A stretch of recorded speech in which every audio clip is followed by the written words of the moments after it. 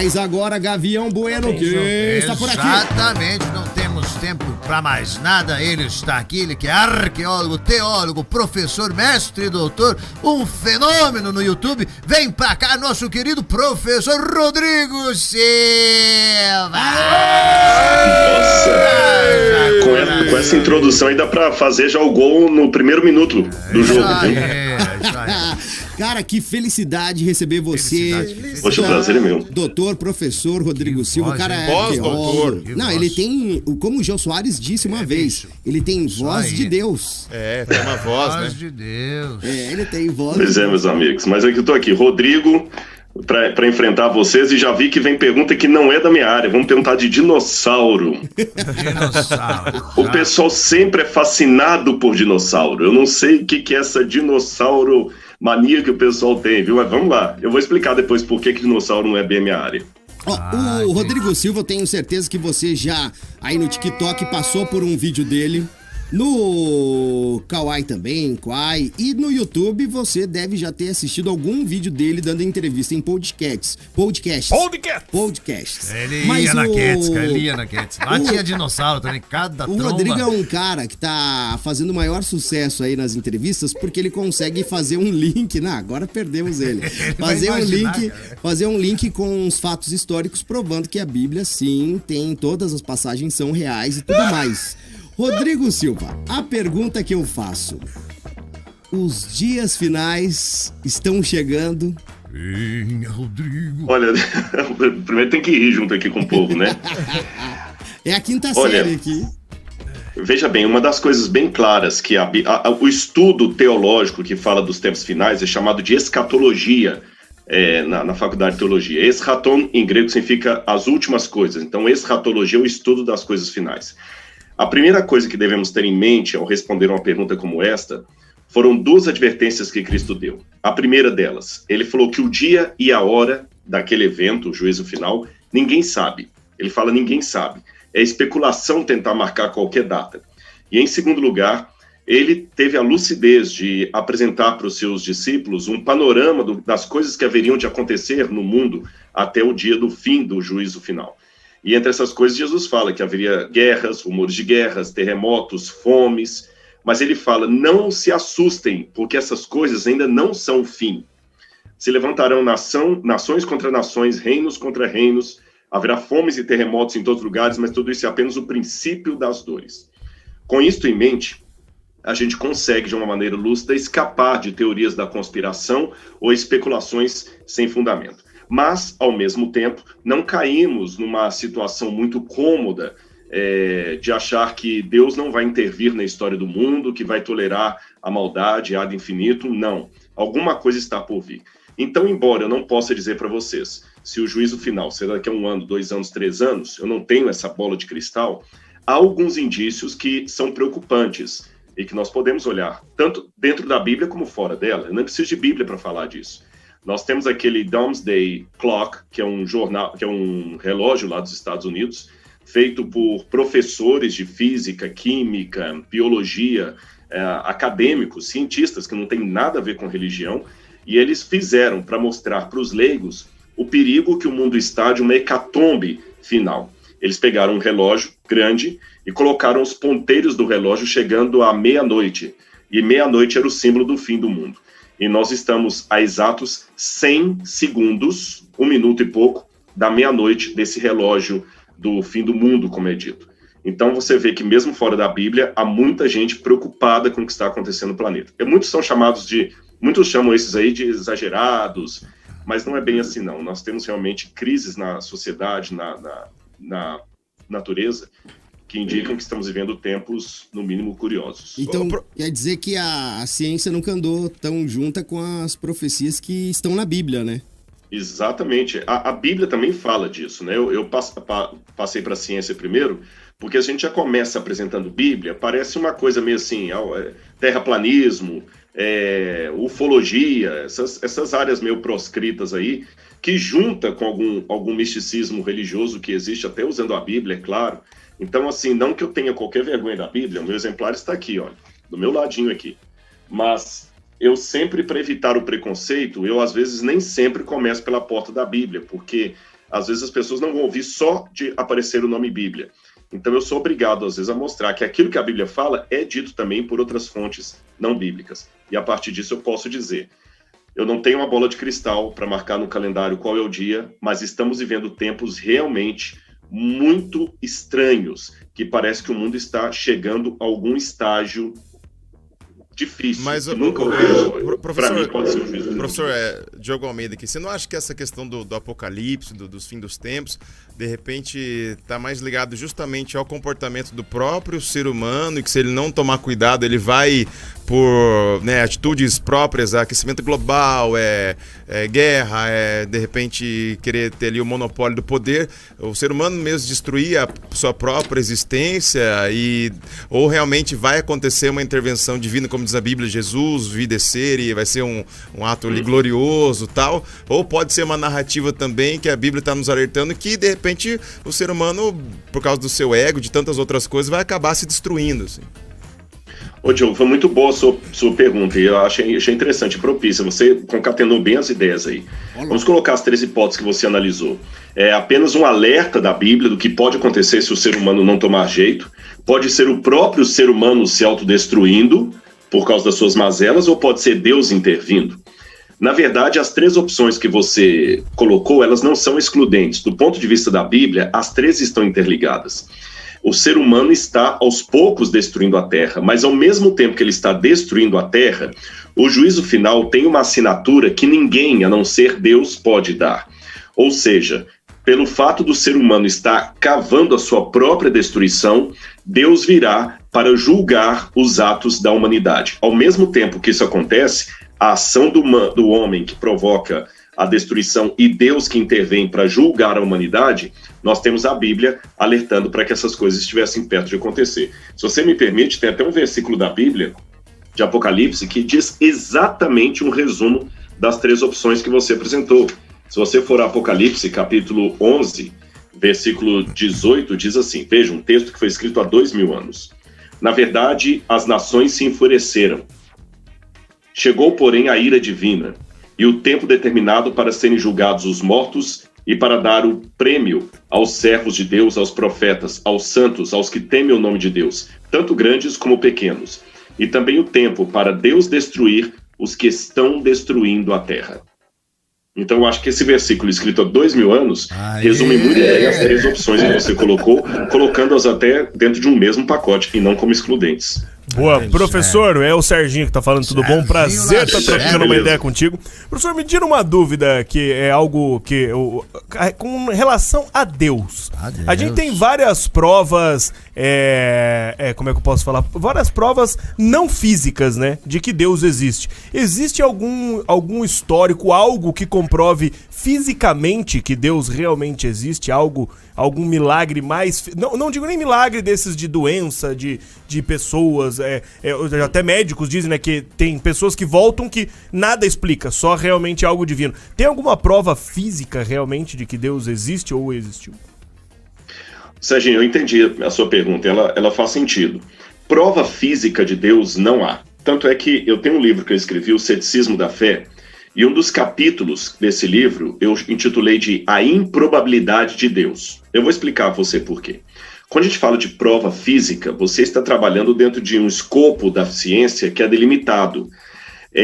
Você está falando de algo que pode passar através do crivo do método científico. O método científico foi uma sistematização de como fazer ciência, que começa com Francis Bacon e depois vai para o Stuart Mill.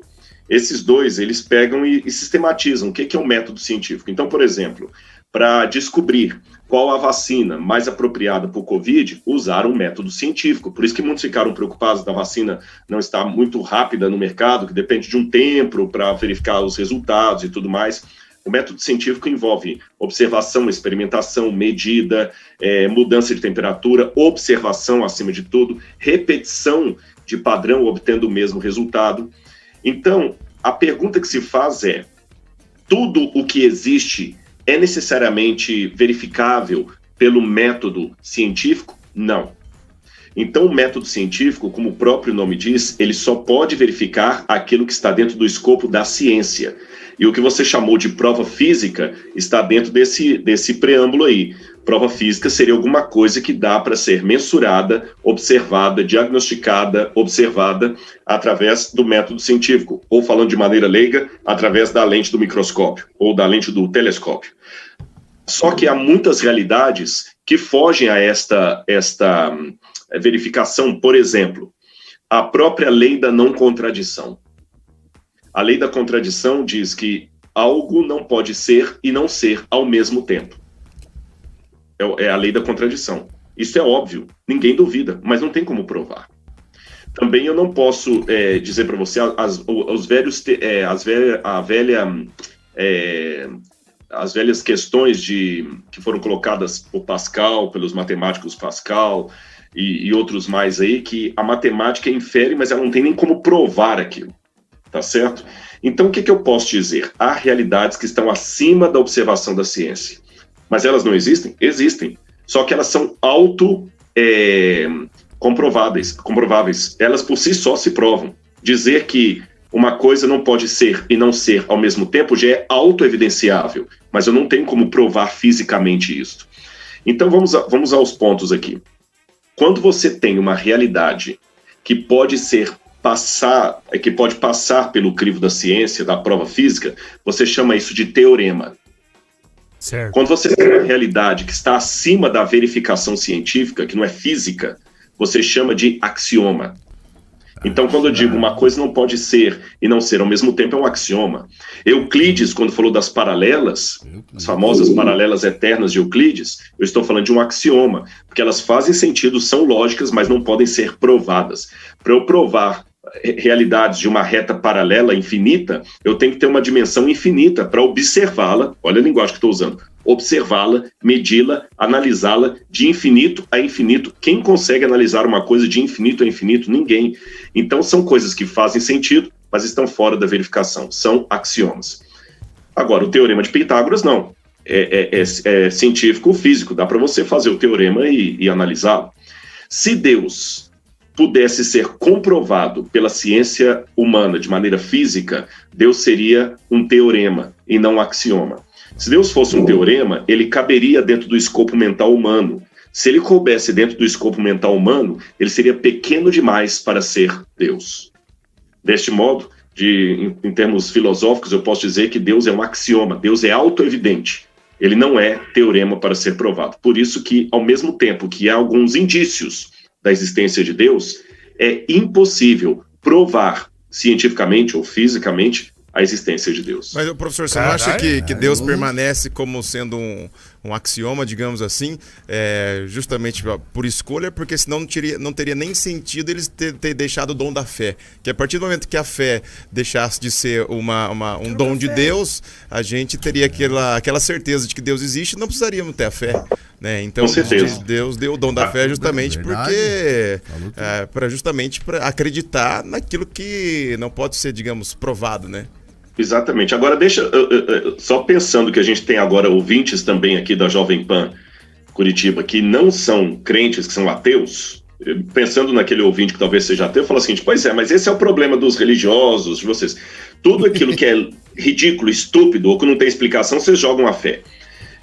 Eu também não posso provar que não existem fadas madrinhas azuis. Esse foi até um argumento de Richard Dawkins. Tem. As rosas existem, Galvão? Existe, porque eu vi. Existe, né? Eu vi na Rússia. Tá vendo aqui, ó? Então, quer dizer, não posso provar, mas nem por isso eu vou acreditar que elas existem. É interessante que a palavra fé em grego é a palavra pistis. E se você for um dicionário de grego, tem aqui vários textos em grego, a palavra pistis em grego, que é a palavra para fé no Novo Testamento, significa possibilidade de crença que advém de uma possibilidade de existência verificável. Interessante, o que significa isso? A fé significa assim, eu tenho alguns elementos lógicos, táteis, que apontam numa direção. E por uma questão de arrazoado lógico, eu sigo na direção daqueles elementos táteis. Mas eu não tenho a resposta final. Quando eu não tenho a resposta final, eu completo essa resposta final com a fé, que por sua vez é construída em cima de elementos táteis. Então vou dar um exemplo para vocês. Eu estou num prédio, está pegando fogo. E pelo meu instinto de sobrevivência, eu quero sair do incêndio ali, eu quero escapar daquilo ali. Aí eu vejo uma porta e eu vou abrir a porta para poder sair fora ali. Escapar. Só que quando eu vou abrir a porta, vem atrás de mim um camarada do Corpo de Bombeiros. Mas que coisa. E ele grita para mim: Rodrigo, não abra essa porta, baixa. Ele nem chama meu nome.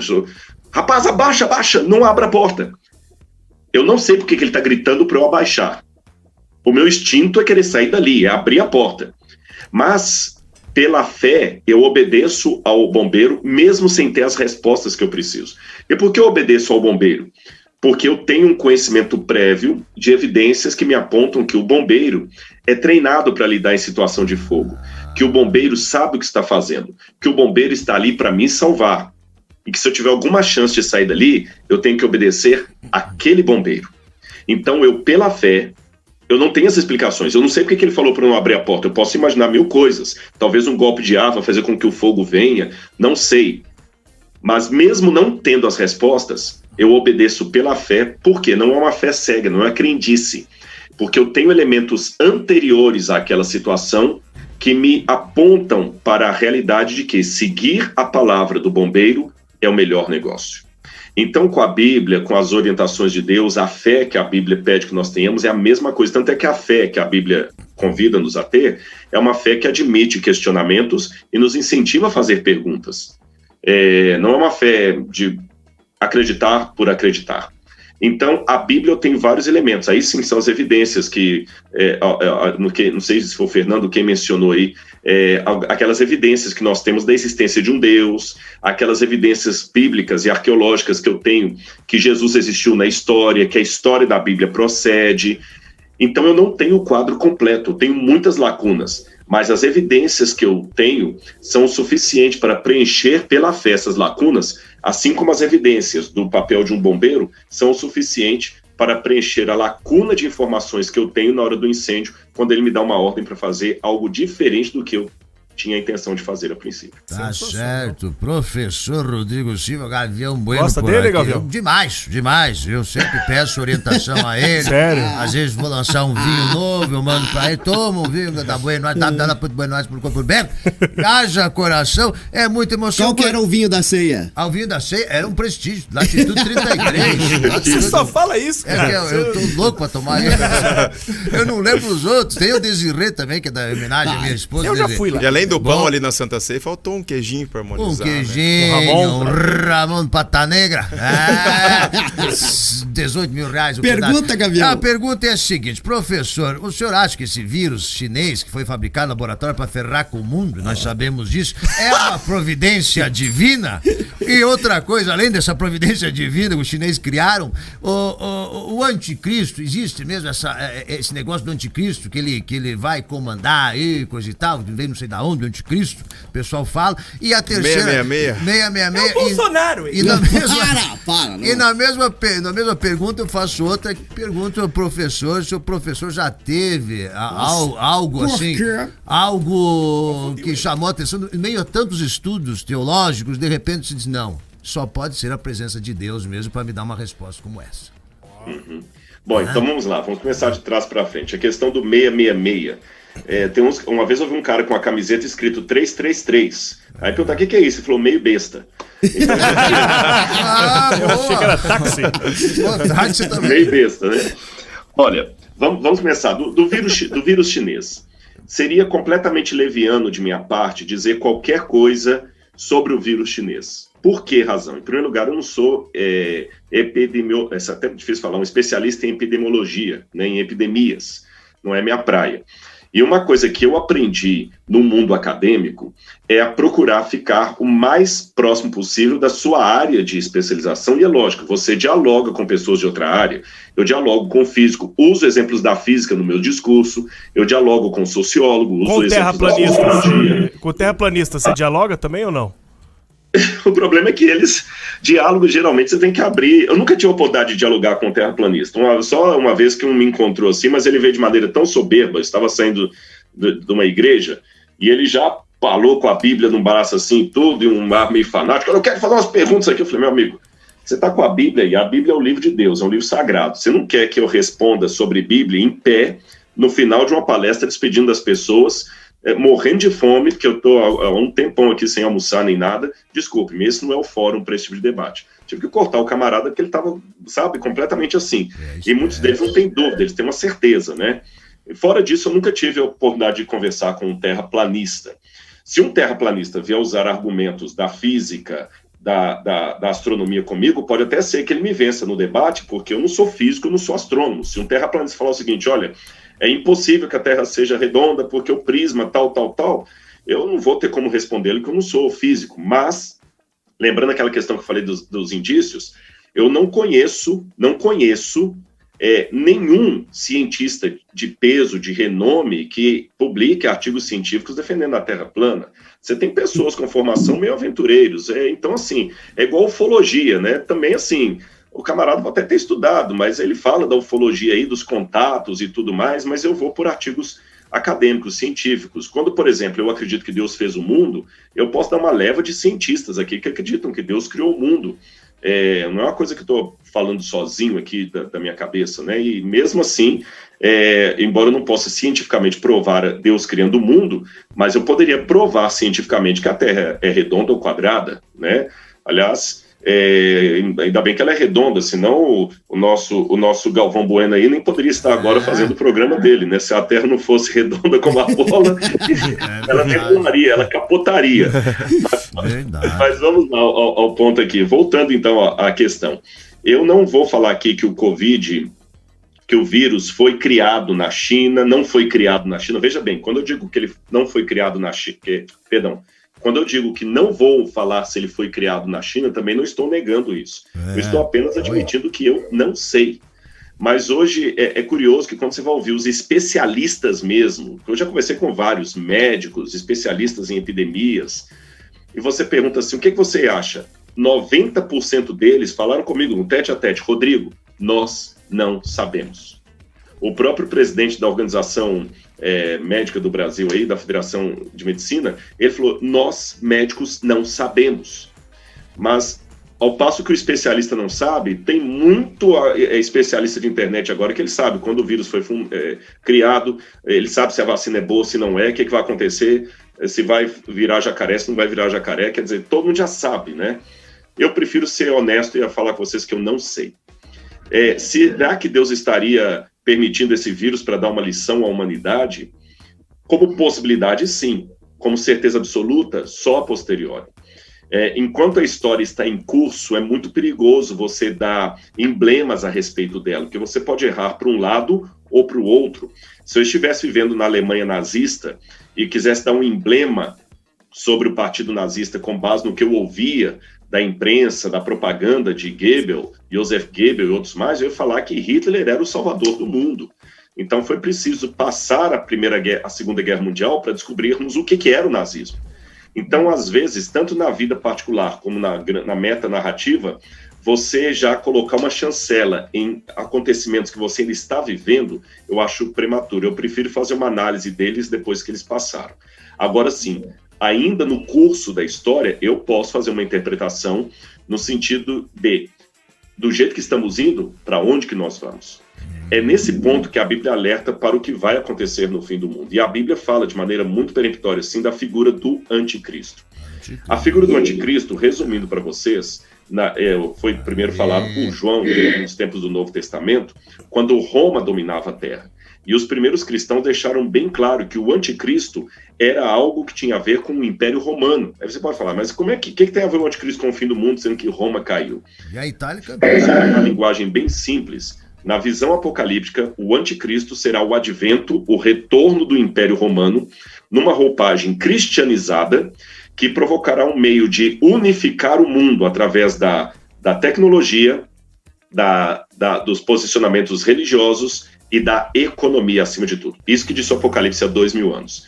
Coincidência ou não, nós estamos agora caminhando justamente para um mundo em que a economia está sendo globalizada, em que o mundo, apesar de grandes... É um paradoxo que eu vou dizer. Apesar do mundo estar mais dividido do que nunca, ele está mais próximo da unificação do que nunca. Um exemplo? O Covid. O cara de esquerda continua de esquerda, o de direita continua de direita, o iraniano continua iraniano, o americano, o palestino, o israelense, o ateu, o religioso. Mas todo mundo está à mercê do vírus e tendo que usar máscara. Então, não preciso ter uma unidade de pensamento para provocar uma unidade de comportamento. E é exatamente esse o quadro que foi predito pelo Apocalipse há 2000 anos atrás. Olha aí. Posso deixar uma pergunta só pro intervalo? Pode deixar. Professor, é o seguinte, quando fala assim, anticristo, alguma coisa desse tipo, será que não pode ser também uma interpretação que, por exemplo, pegar lá as pestes lá do Egito, né? Como, de repente, na época não tinha tanta condição científica ou física para explicar as coisas, de repente os fenômenos naturais que pudessem acontecer sem alguma explicação clara, eles, de repente, nominavam a Deus. Por exemplo, há pouco tempo a gente teve lá no Sul uma invasão de gafanhotos que aparentemente pode ser explicada, mas se fosse em tempos passados, de repente poderiam falar o seguinte, que foi uma manifestação de Deus para castigar aquele povo. Ou então o Covid, se a gente tivesse em tempos atrás, poderiam falar que foi uma manifestação de Deus para castigar a humanidade por causa que alguma coisa estava acontecendo. Será que de repente Deus não deixa a gente aqui realmente no livre-arbítrio e a intervenção dele é quase nenhuma para que a própria humanidade se prove e essas coisas que acontecem na Bíblia, na verdade, são mais figurações, assim? Pergunta do Enem. Dá tempo agora ou depois do intervalo? Depois do intervalo, recebendo... É porque eles não têm embasamento bíblico, fica difícil da gente conversar, professor. O professor vai ter que voltar no YouTube para lembrar a pergunta. Mas, daqui a pouquinho... Assim, resumindo, ele colocou o seguinte: no passado, as pessoas não tinham conhecimento tecnológico, científico que temos hoje. Então, qualquer tragédia, qualquer desgraça, era muito fácil atribuir isso a uma força sobrenatural, aos deuses, etc. Hoje, com o conhecimento científico, nós sabemos que uma coisa foi apenas uma catástrofe natural e não necessariamente uma intervenção divina. Sim. Será, então, que a Bíblia não foi escrita apenas para nos mostrar que nós realmente estamos aqui nesse mundo e devemos ter responsabilidade com os nossos atos, ao invés de atribuir tudo para o plano lá de cima? Eu responderia essa... Tá certinho, Diogo? É isso mesmo? É isso, professor. Sintetizou muito melhor que eu. Dizendo que, na verdade, nós saímos de um extremo e fomos para o outro. Havia no passado um extremo que quase não trabalhava com a liberdade, com a ação humana. Tudo, 100% era fruto de Deus, no caso da Bíblia, ou dos deuses, no caso das religiões pagãs. Os deuses eram responsáveis por tudo. Mas a gravidade mostra que coisas caem no chão sozinhas. Eu posso estar falando aqui, essa caneta cair no chão. Não foi Deus necessariamente que derrubou a caneta no chão, o diabo. Coisas caem. Agora, só que hoje nós somos para um outro extremo, que querem nos convencer que o universo, que tudo que existe se formou do nada, pelo nada. Se eu tiro Deus do axioma, se eu tiro Deus da equação, o universo fica sem sentido. É como se eu falasse com vocês que havia em algum lugar cimento, brita, areia, água, betoneira, e de repente houve uma explosão e tudo caiu bonitinho, montando tijolos, fiação, parede, uma casa completa. Ou seja, uma casa foi montada sem um engenheiro, sem um pedreiro. Ela foi montada apenas como fruto de uma explosão, também provocada por ninguém, a partir de materiais que ninguém colocou ali e que montou uma casa. Isso é um ridículo, mas é isso que muita gente quer que nós acreditemos, que o universo, com toda a sua complexidade, se formou sozinho. Então, nesse novo cenário do universo sem Deus, ficou chique, é bonitinho, parece até ser mais inteligente dizer que não existe Deus. O resultado disso, para o discurso, é que se no passado as pessoas atribuíam 100% dos acontecimentos à divindade, hoje a tendência é atribuir 0% dos acontecimentos a qualquer tipo de divindade. As coisas acontecem por acontecer, não há nenhum plano para a sua vida. Os acontecimentos são acidentais, você que faz a sua própria cabeça. Na metade desse pêndulo, você tem a figura de Voltaire, que dizia o deísmo, que Deus até criou o universo, mas ele deu corda, como um relojoeiro no relógio, e depois abandonou o universo andando sozinho. Eu prefiro dizer que os dois extremos são lados da verdade que ficaram loucos. Aliás, todo extremismo é um lado da verdade que ficou louco. Eu não vou atribuir 100% das coisas a Deus, mas eu não vou também criar uma nulidade de Deus na história. Eu prefiro dizer que Deus intervém na história de maneira correta, de maneira clara, objetiva. Ele não vai abrir o Mar Vermelho toda terça-feira, 10 horas da manhã. mas num determinado momento que a providência divina achou por bem intervir diretamente, ele pode abrir o Mar Vermelho. Professor, muitas pessoas falam que Jesus não é como ele realmente aparece nas imagens hoje em dia. Como era Jesus? Olha aí, que boa pergunta. Bom, nós não temos uma descrição de Cristo. Houve, a bem da verdade, um documento falso que circula na internet aí, de um certo senador romano que teria escrito, feito uma descrição de Cristo, Públio, se eu não me engano o nome dele, mas esse documento é falso, tá bom? Eu tenho até aqui, eu escrevi um livro, uma enciclopédia da vida de Cristo, que eu até cito esse documento aqui, mostrando sobre como seria a versão de Cristo, como seria Jesus. Tá aqui, ó. Inclusive, o documento eu menciono aqui. E como é que seria Jesus? As primeiras antigas imagens que nós temos sobre Jesus, eu não sei se dá para vocês verem aí na tela, para quem estiver assistindo no YouTube, é claro. Nós temos aqui uma imagem de uma catacumba de Roma. Esse é um dos mais antigos desenhos de como seria Jesus, feitos por cristãos ali do primeiro século da época de Jesus. A falsa inscrição que eu falei com vocês sobre Jesus, ela é atribuída a um certo Públio Lentulus, como eu falei, Públio Lentulus, que descreve a fisionomia de Jesus, mas esse documento ele é uma falsificação da Idade Média. O que eu posso dizer do ponto de vista da arqueologia seria o seguinte: Jesus teria barbas longas e cabelo, talvez não longo, daquele tipo lisinho, como a gente vê nos quadros renascentistas. O cabelo de Jesus poderia ser um pouco mais crespo, como era tipicamente o cabelo de um judeu ali da Galileia, que cresceu na Galileia. Era um cabelo mais assim cheio, mais crespo, uma barba também farta, mais crespa também. O nariz arqueado, como era o típico nariz do judeu daquela época. A pele de Jesus era uma pele mais queimada, mais azeitonada. Jesus deveria ter sobrancelhas grossas, como é o perfil típico da pessoa daquela época ali, da região Galileu. Do Levante. Deveria ser um sujeito de porte forte, porque muita gente pensa em Jesus como marceneiro, fazendo cadeiras, móveis, mas a profissão de Jesus, na Bíblia, Jesus ele é chamado de tekton. Tekton, em grego, de onde o pessoal traduziu erroneamente por carpinteiro. Tekton é mais construtor. Tanto é que o chefe dos construtores é chamado de arquitecton, de onde vem a palavra arquitetura. Então, Jesus era um construtor. Ele usava madeira para construir casas. Eles traduziram por carpinteiro por causa que carpenter, nos países da Europa e Estados Unidos, é o que faz uma casa, né? O carpinteiro.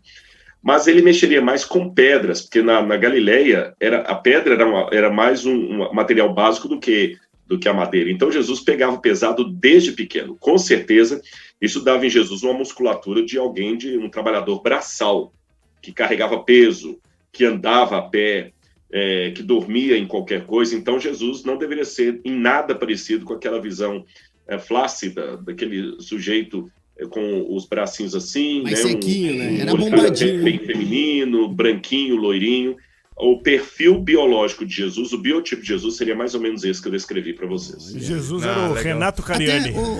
Professor, até uma pergunta que eu tenho, falando sobre a Bíblia, né, essa questão de interpretar a Bíblia. Até você falou do Mar Vermelho e tudo mais. Hoje em dia, as religiões, seja ela católica, evangélica ou qualquer outra que seja cristã, precisa de uma atualização nessas passagens bíblicas na questão de interpretar as passagens.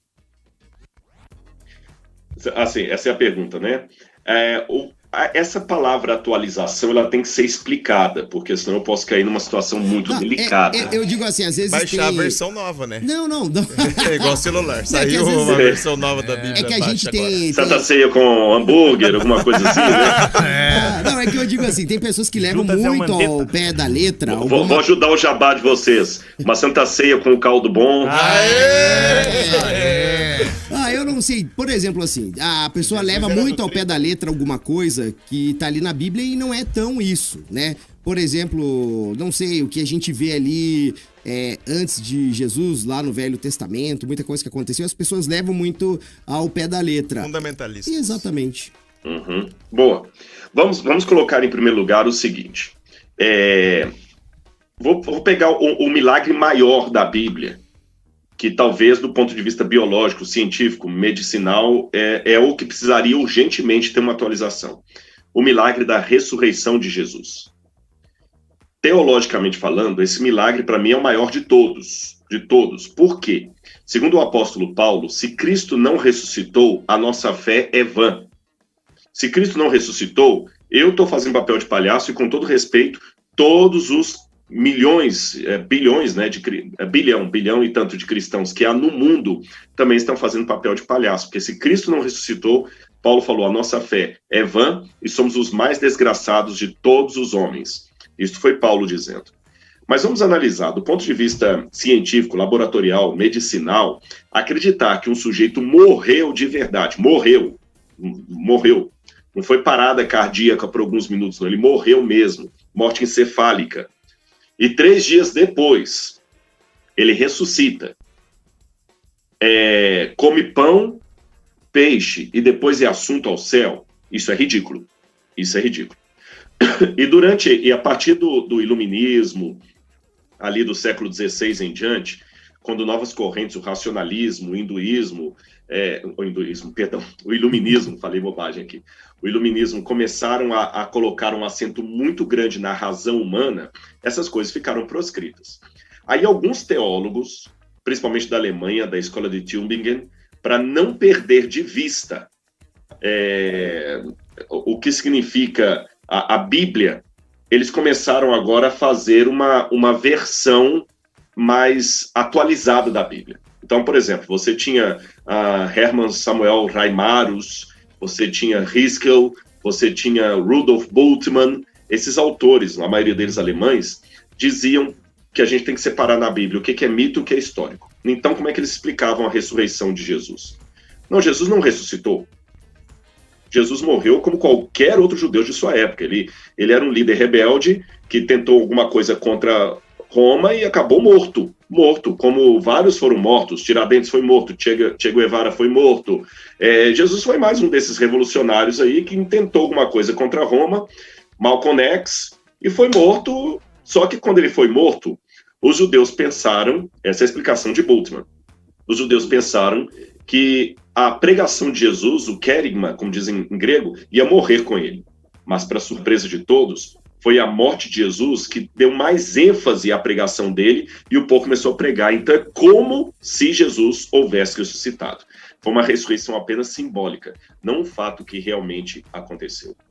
Só que, quando eu vou agora analisar tecnicamente isso aí, eu vejo uma série de problemas. Em primeiro lugar, a ressurreição não é escrita com formas de narrativa mitológica. E não caiamos também naquele erro de acreditar que o povo de hoje é esclarecido e o povo do passado era um bando de imbecis, trogloditas, que não sabiam. Não, gente, por favor. Eles, sem a tecnologia que nós temos hoje, eles construíram as pirâmides. Eles faziam lobotomia. Estou falando de 1400 a.C., eles faziam lobotomia. Lobotomia é você fazer uma cirurgia no cérebro, com a pessoa sobrevivendo depois. Eles tinham cálculos matemáticos incríveis, que calculavam quase o peso da Terra, a curvatura da Terra, a filosofia, muita coisa que nós temos hoje, nós ainda estamos bebendo lá em Aristóteles, aquele povo. Então eles não eram imbecis. Herodes construiu no meio do deserto um palácio e colocou água lá em cima. Então eles tinham tecnologia, eles tinham medicina, eles tinham avanços.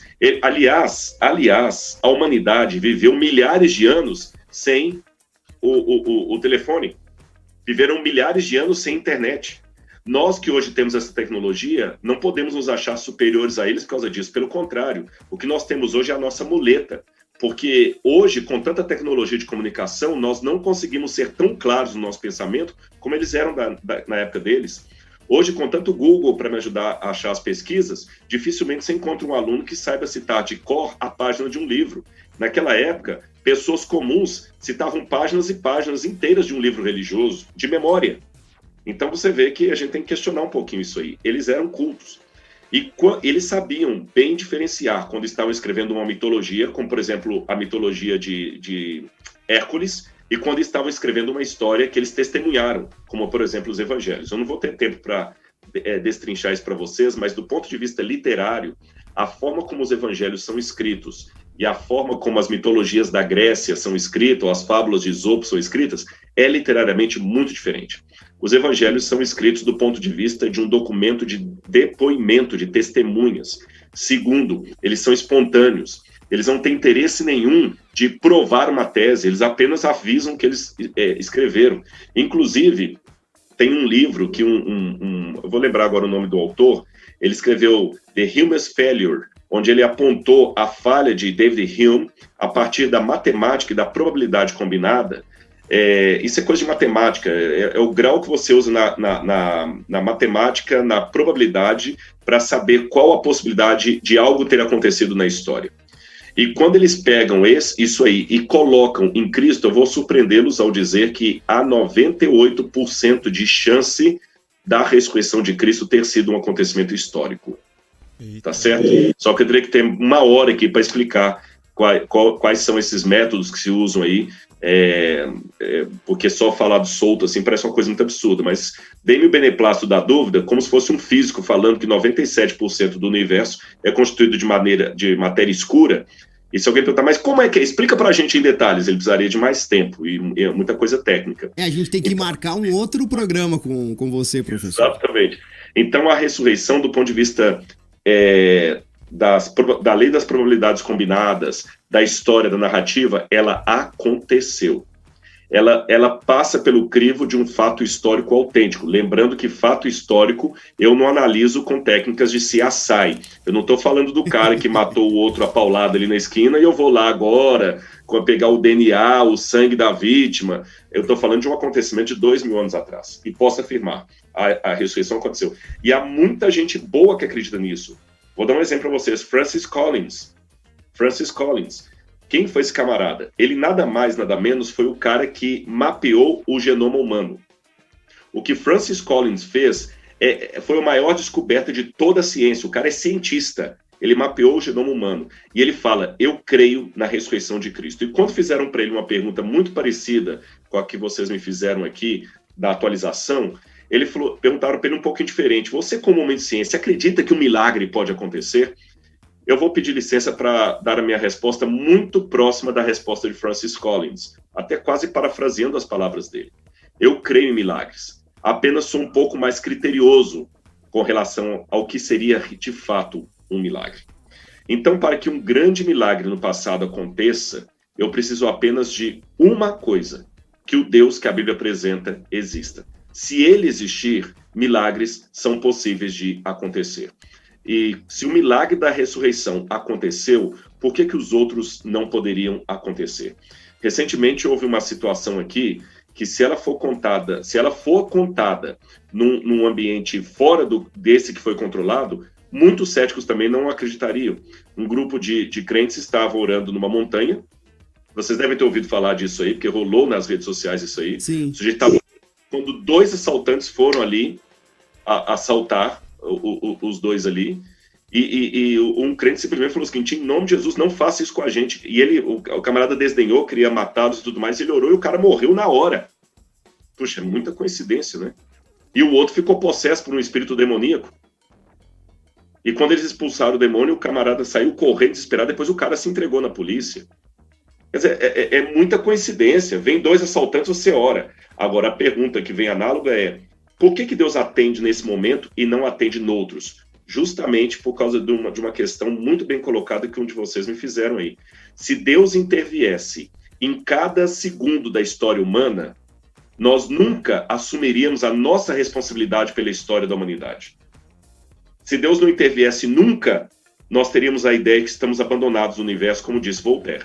Então Deus não intervém demais a ponto de tirar a minha responsabilidade na história, nem intervém de menos, a ponto de eu achar que Deus só está contemplando tudo sem nenhuma ação na história da humanidade. Aê! Muito bem, que Rodrigo Silva, a gente só tem que agradecer a tua participação aqui no Boa da Pana, Jovem Pan Curitiba. Ó, vamos marcar uma próxima. tem que falar sobre Amanhã. as profecias de Daniel. Amanhã. Tem que Adão e falar sobre a Eva, existência o demônio existe. do Satanás. Os dinossauros, ele não falou. Os dinossauros.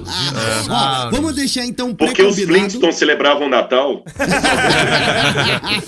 Ó, mês que vem, então, a gente marca mais uma entrevista show com o doutor, Bacana. professor, o nosso querido Rodrigo Silva, já vai virar sócio do Boa da Pan. Rodrigão, obrigado, viu? Parabéns Eu que pelo teu agradeço, trabalho. gente. A gente- Valeu mesmo aí, viu? Valeu. Eu falo como cristão, fico muito feliz de ter o Rodrigo Silva aqui no Boa da Pan falando sobre isso. É bacana tirar a dúvida da galera que tá aí acompanhando no FM. E o Boa da Pan é super democrático. A gente traz todo mundo pra bater um papo aqui com a gente. Rodrigão, obrigado, viu? Um abraço. Eu que agradeço. E quando eu for a Curitiba, eu quero ir ao estúdio conhecer vocês pessoalmente. De máscara, mas luva. Na certeza Aê. absoluta. Esperamos você aqui.